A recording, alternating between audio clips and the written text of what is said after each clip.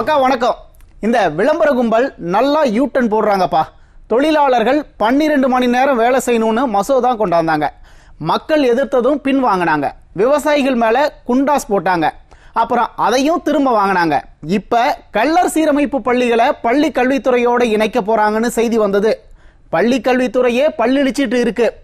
அது கூட இதை சேர்த்து என்ன செய்ய போறீங்கன்னு கேள்வி கேட்டதும் எங்களுக்கு அப்படி ஒரு ஐடியாவே இல்லைன்னு சொல்லி அறிக்கை விட்டுருக்காங்க. அதிமுக உண்ணாவிரத போராட்டம் அறிவிச்ச பிறகுதான் இந்த அறிக்கை வந்திருக்கு. பல்ட்டிக்கு மேல பல்ட்டி அடிக்கிற பார்த்தா விளம்பர கும்பல் பதறி போய் இருக்குன்னு தெளிவா தெரியுது. 2026 எத்தனை சீட்டு ஜெயிக்கணும்னு சொன்னாங்க? 2000 20,000? சும்மா சிரிப்பு காட்டாதீங்க. சரி மக்களே, போய் குறுஞ்செய்திகளை பார்த்துட்டு வாங்க. விரிவான செய்திகளை பார்ப்போம். ஏழை மக்கா, பிரபல செய்தி நிறுவனம் ஒண்ணு கருத்து கணிப்பு வெளியிட்டு இருக்காங்க. அதுல ஐயா ஸ்டாலினுக்கு மக்கள் மத்தியில செல்வாக்கு சரிஞ்சிருக்குன்னு சொல்லிருக்காங்க. நம்பர் 1 சிஎம்னு சொல்லிட்டு இருந்தாங்கல்ல, இப்ப பின்னாடி தூக்கி போட்டிருக்காங்க பாருங்க.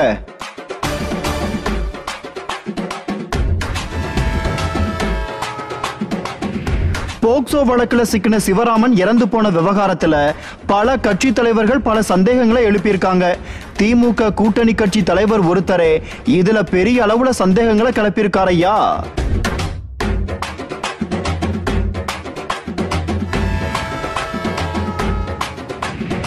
திருப்பூர் பக்கம் பாலியல் தொழில் பண்ணிட்டு இருந்த புரோக்கரை வீடு புகுந்து கடத்தின சில போலீஸ்காரங்க பாலியல் தொழில இருந்த பெண் கிட்ட 1 லட்சம் கேட்டு மிரட்டி இருக்காங்க.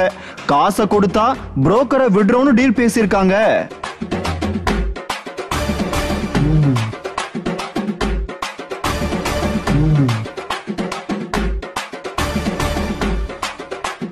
நம்ம விளம்பர கம்பெனியோட கூட்டணி கட்சி தலைவர் ஒருத்தர் திராவிட மாடல் கவர்மெண்ட்டை வெளுத்து வாங்கியிருக்காரையா.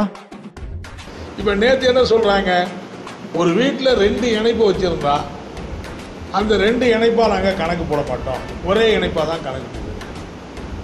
அப்போ ஒரே இணைப்பாக கணக்கு போட்டால் 2 விதமான பாதிப்பு வருது.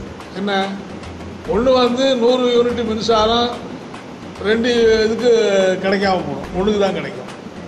இன்னொன்று ஒரே இணைப்பாக கணக்கு போட்டாக்கா அந்த மொத்த பயன்பாடு மின்சாரம் அதிகமாக போகிற போது இரட்டிப்பு கட்டணத்தை செலுத்த வேண்டிய நிலைமை இருக்குது.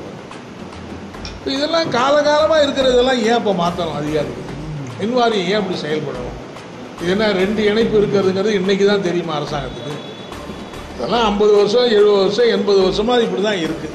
ஒருத்தர் 4 வீடு கட்டி வாடகைக்கு விட்டுருப்பாரு, 4 மின் இணைப்பு வாங்கியிருப்பாரு. அது எல்லாத்தையும் ஒரே இணைப்பை வாங்கினா யார் மின் கட்டணம் கட்டுறது? இப்போ குறுஞ்செய்திகளை பார்த்துட்டீங்க, வாங்க விரிவான செய்திகளை பார்க்கலாம். நம்பர் 1 உடன்பிறப்புகள் இனி உளர முடியாது. ஐயா ஸ்டாலினை தான் நாட்டிலேயே நம்பர் 1 முதலமைச்சர்னு உருட்டிட்டு இருந்தாங்கல்ல, இப்ப புதுசா வந்த கருத்து கணிப்புல ஐயாவுக்கு பெரிய பின்னடைவு. தூக்கி பின்னாடி தள்ளிட்டாங்க. வரிக்கு மேல வரி போட்டு ஏழை ஜனங்களை நசுக்கிற இந்த பொம்மை முதலமைச்சர் எப்படி நம்பர் 1 முதலமைச்சரா இருக்க முடியும்? அதான் ஜனங்க பின்னாடி தள்ளிட்டாங்க. ஏழை மக்கா, இந்தியாவுல இருக்கிற செய்தி நிறுவனங்கள் ஒவ்வொரு மாநிலமும் எப்படி இருக்குன்னு சர்வே எடுப்பாங்க. அந்த மாதிரி 2022 ஒரு சர்வே ஒண்ணு வந்துச்சு. அதுல என்ன சொல்லியிருந்தாங்கன்னா, தமிழ்நாடு நம்பர் 1 மாநிலம்னு தமிழ்நாட்டோட முதலமைச்சர் நம்பர் 1 முதலமைச்சர்னு சொல்லியிருந்தாங்க.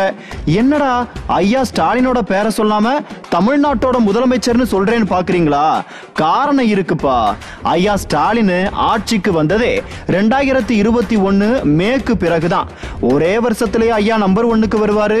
அப்ப வெளியான அந்த ரிப்போர்ட் முன்னாடி இருந்த அதிமுக அரசாங்கத்தோட சாதனை. அவங்க செஞ்ச திட்டங்களால தமிழ்நாடு முன்னாடி வந்திருக்கு. அதனால ரிப்போர்ட் வெளியாகும் போது முதலமைச்சரா இருந்த ஐயா ஸ்டாலின் நம்பர் 1 ஆகிட்டாரு. இது பெரிய விஷயம் இல்ல. ஒரு செய்தி நிறுவனம் வெளியிட்ட ரிப்போர்ட் அம்புட்டுதான். அதுக்கே உடன்பிறப்புகளோட ஆட்டம் தாங்க முடியல. நம்பர் 1 முதலமைச்சர் நம்பர் 1 முதலமைச்சர்னு போற பக்கமெல்லாம் புலம்பிட்டு இருந்தாங்க. இப்ப ஐயா 3 வருஷம் ஆட்சி பண்ண பிறகு அதே நிறுவனம் மறுபடியும் சர்வே ரிப்போர்ட் வெளியிட்டு இருக்காங்க. ஐயா இப்ப நம்பர் 1 முதலமைச்சர் இல்ல, எப்படி நம்பர் 1 இருக்க முடியும்? 3 தடவை கரண்ட் பில்லை ஏத்தி வரிக்கு மேல வரி போட்டு கடனுக்கு மேல கடனை வாங்கி வேலை வாய்ப்புகளை உருவாக்காம அரசு வேலைகள் ஆசிரியர் வேலைகள்னு எதையும் நிரப்பாம சட்டம் ஒழுங்க பராமரிக்காம, போதைப் பொருள் புழக்கத்தை தடுக்காம செயல்படாத பொம்மை முதலமைச்சரா இருந்தா எப்படி பாஸ் நீங்க நம்பர் 1 இருக்க முடியும்? ஐயாவை 60% மக்கள் ஏத்துக்கிட்ட மாதிரி தெரியல. 3 வருஷத்துக்கு தான் இந்த நிலைமை. இன்னும் 2 வருஷம் இருக்கு. சொன்னது எதையும் செய்ய போறதில்ல. அதனால இன்னும் ஐயா பின்னாடி போக வாய்ப்புகள் இருக்கு. இப்போதைக்கு நாட்டு மக்களுக்கு இந்த கருத்து கணிப்பு மூலமா கிடைச்சிருக்கிற நல்ல செய்தி என்னன்னா, ஐயாவுக்கு மக்கள் ஆதரவு ரொம்ப மோசமா குறைஞ்சிருக்கு. அடுத்து வர தேர்தல்ல ஆட்சி மாற்றம் நடக்க போகுதுன்னு தெளிவா தெரியுது. நான் மட்டும் சொல்லல சாமி, விவரம் தெரிஞ்ச எல்லாரும் சொல்றாங்க.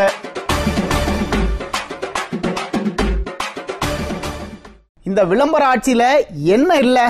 நாடு நாசமா போக என்னென்ன இருக்கணுமோ எல்லாம் இருக்கு. சூதாட்டம் இருக்கு, கள்ளச்சாராயம், கஞ்சானு போதைப் பொருட்கள் விதவிதமா ரகரகமா கிடைக்குது. ஏழை மக்கா, கள்ளச்சாராய கேஸ்ல ஃபேமஸான கள்ளக்குறிச்சியில பாலியல் தொழிலும் விசேஷமா நடக்கும். கள்ளக்குறிச்சி டவுனுக்குள்ள பெண்களை பாலியல் தொழிலுக்குள்ள தள்ளி பணம் சம்பாதிக்கிற புரோக்கர்கள் இருந்திருக்காங்க. மக்கள் தொடர்ந்து புலம்பியும் எந்த பிரயோஜனமும் இல்ல. கள்ளச்சாராய விவகாரத்துல காவல்துறைய மக்கள் செம்மையா டேமேஜ் பண்ணதால இப்ப இந்த பாலியல் தொழில் விவகாரத்திலையும் ஏதோ நடவடிக்கை எடுக்கிற மாதிரி தெரியுது. 5 புரோக்கர் உள்பட 9 பேரை கைது பண்ணிருக்காங்க. சரி, இந்த ஒரு சம்பவத்தை வச்சுட்டு விடியாட்சியில் தலைவிரித்தாடும் பாலியல் தொழில்னு சொல்ல முடியுமான்னு நீங்க கேட்கலாம். இது ஒரு சம்பவம் மட்டுமில்ல. திருப்பூர் பக்கம் பவித்ரன் ஒருத்தர் அவரோட மனைவிய பாலியல் தொழிலுக்குள்ள தள்ளியிருக்காரையா. சமூக வலைதளங்களை பயன்படுத்தி பிசினஸ் பண்ணிருக்காரு. இத தெரிஞ்சுக்கிட்ட சில போலீஸ்காரங்க கஸ்டமர் மாதிரி வீட்டுக்கு போயிட்டு கையும் களவுமா கணவன் மனைவியை பிடிச்சிருக்காங்க. நடவடிக்கை எடுத்திருப்பாங்கன்னு தானே நீங்க நினைக்கிறீங்க? அதுதான் இல்ல. பாலியல் தொழிலுக்குள்ள மனைவியை தள்ளின பவித்ரனை கடத்திட்டு போயிருக்காங்க. 1 லட்சம் ரூபாய் கொடுத்தாதான் கணவனை விடுவேன்னு மிரட்டியிருக்காங்க. பாருங்க, பாவம் அந்த பெண்ணு. கணவனே பாலியல் தொழில் செய்ய சொல்லி கொடுமைப்படுத்தியிருக்காரு. அந்த பெண்ணை காப்பாற்ற வேண்டிய போலீஸ்காரங்க கடத்தல்காரங்களா மாறி காசு கேட்டிருக்காங்க. நாடு விளங்குமா? விளம்பர ஆட்சி வந்த பிறகுதான்ப்பா இப்படி தினுசா பிரச்சனை வருது. இந்த ஆட்சியில நாடு நாசமாகிறதுக்கு என்னென்னலாம் தேவையோ எல்லாமே இருக்கு. உருப்புறதுக்கு தான் ஒரு வழியும் இல்ல.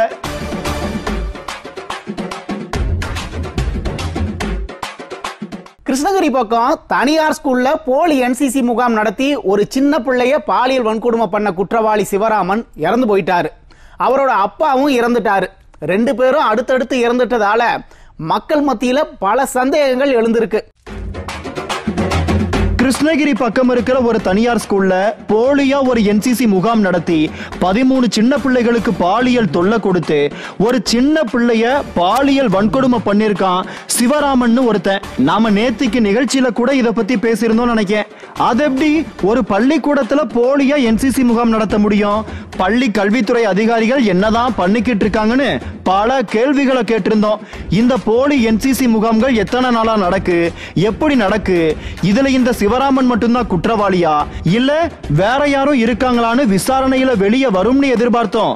ஆனா பாருங்க, ஆம்ஸ்ட்ராங் கொலை கேஸ்ல சரண்டர் ஆன திருவேங்கடம் தப்பிச்சு ஓட முயற்சி பண்ணி என்கவுண்டர்ல செத்து போனார்ல, அப்படிதானே சொன்னாங்க. அந்த திருவேங்கடம் செத்த மாதிரியே இந்த கிருஷ்ணகிரி கேஸ்ல சிவராமன் இறந்துட்டாரு. என்கவுண்டர்லாம் இல்லப்பா, போலீஸ் கைது பண்றதுக்கு முன்னாடியே எலி பேஸ்ட சாப்பிட்டாராம். அப்புறம் சிவராமனே சொன்ன பிறகு விஷயம் தெரிஞ்சு வைத்தியம் பார்த்திருக்காங்க. ஆனா பாருங்க, சிகிச்சை பலனளிக்காம அவர் இறந்தே போயிட்டாரு. அவர் மட்டுமில்ல, அவரோட அப்பாவும் ரோட்ல போகையில கீழே விழுந்து இறந்து போயிட்டாரு. காவல்துறை அப்படிதான் சொல்லியிருக்காங்க. அது மட்டுமில்ல, இந்த 2 பேரும் அடுத்தடுத்து இறந்து போனதை பத்தி அவதூறு பரப்புனா நடவடிக்கை எடுக்கப்படும்னு தகவல் வருது. நாம என்ன சொல்றோம்?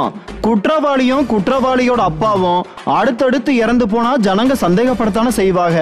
அது அரசாங்கம் தானே கிளியர் பண்ணணும். இந்த வழக்குல இவர் மட்டும்தான் குற்றவாளியா, வேற யாரும் இருக்காங்களா? சிவராமன் இறந்த பிற்பாடு கேஸை எப்படி விசாரிக்க போறாங்கன்னு விளக்கம் கொடுத்துட்டா ஜனங்க ஏன் அவதூறு பரப்ப போறாங்க? இப்பவே இதுல யாரையாவது தப்பிக்க வைக்க முயற்சி நடக்குதோன்னு ஜனங்க பேசிக்கிறாங்க. எதிர்க்கட்சி தலைவர் ஐயா எடப்பாடி கே பழனிசாமி அவர்கள் கூட அறிக்கையில அதை மென்ஷன் பண்ணிருக்காரு. அதனால இது சம்பந்தமா விளக்க ஒண்ணு கொடுத்துட்டா நல்லா இருக்கும். என்ன மக்கா, நான் சொல்றது சரிதானே?